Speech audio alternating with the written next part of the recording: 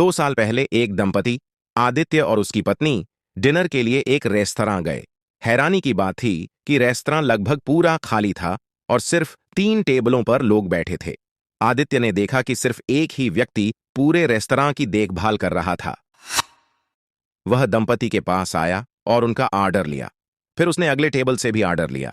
15 minute बाद एक waiter Shyam दंपति के पास आया और बोला, श्याम, देरी के लिए माफी चाहता हूं। क्या आप कोई स्टार्टर लेना चाहेंगे? आदित्य, क्या हमें 2 मिक्स जूस मिल सकते हैं? श्याम, जी बिल्कुल। फिर वह दूसरे टेबल पर गया, माफी मांगकर ऑर्डर लिया। 30 मिनट बाद, श्याम, माफी चाहता हूं, हमारी रसोई में कुछ गड्डी दुबड्डे हो गई है। सारा खाना दोबारा बनाना पड़डा। आपका ऑर्डर लगभग तैयार हो चुका है। आदित्य, कोई बात नहीं, हम प्रतीक्षा कर सकते हैं। श्याम, आपके लिए जूस मेरी तरफ से होगा मुफ्त में। फिर वह दूसरे टेबल पर गया। दूसरे टेबल के लोग गुस्से में थे। एक महिला बोली कि अगर रेस्तरां के लोग काम नहीं कर पा रहे तो या तो और लोगों को काम पर रखना चाहिए और या रेस्तरां बंद कर देना चाहिए। श्याम ने माफी मांगी और टेबल के लोगों को माफी के तौर पर 500 के कुछ नोट दिए। वह सभी लोग रुपये लेकर रेस्तरां से बाहर निकल गए। इधर दंपति इस दृश्य के देखकर हक्के बक्के रह गए। दंपति को भोजन परोसा गया। उन्होंने खाया और बहुत पसंद किया। श्याम, भोजन कैसा था? आदित्य, बेहतरीन, स्वादिष्ट। श्याम, जानकर खुशी हुई।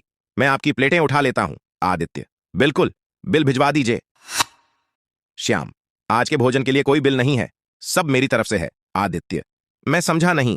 श्याम, 45 मिनटों तक भोजन का इंतजार करना स्वीकार नहीं किया जाना चाहिए, इसलिए आज का भोजन मेरे खाते से है। आदित्य, नहीं, मैंने देखा कि कैसे आपने दूसरे टेबल के लोगों को अपनी जेब से रुपये दिए। हमें खुशी नहीं होगी अगर आपको इतना नुकसान होगा तो। खराब हालात की वजह से आपको इस तरह सजा नहीं मिलनी चाहिए।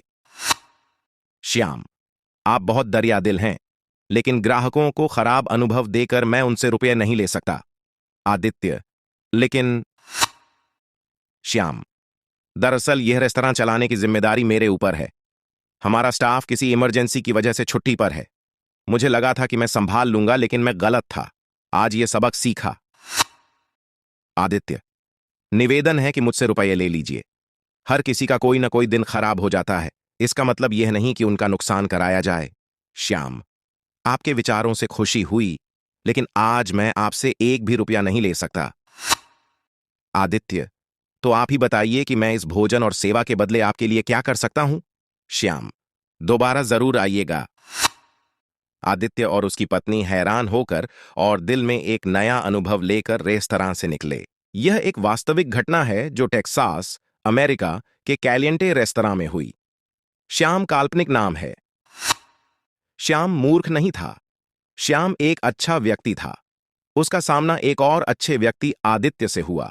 एक अच्छे संसार में लोगों के हृदयों में दूसरों के लिए प्यार और चिंता होती है। ऐसे संसार में पैसे से कहीं ऊपर विचारधारा और संस्कार होंगे।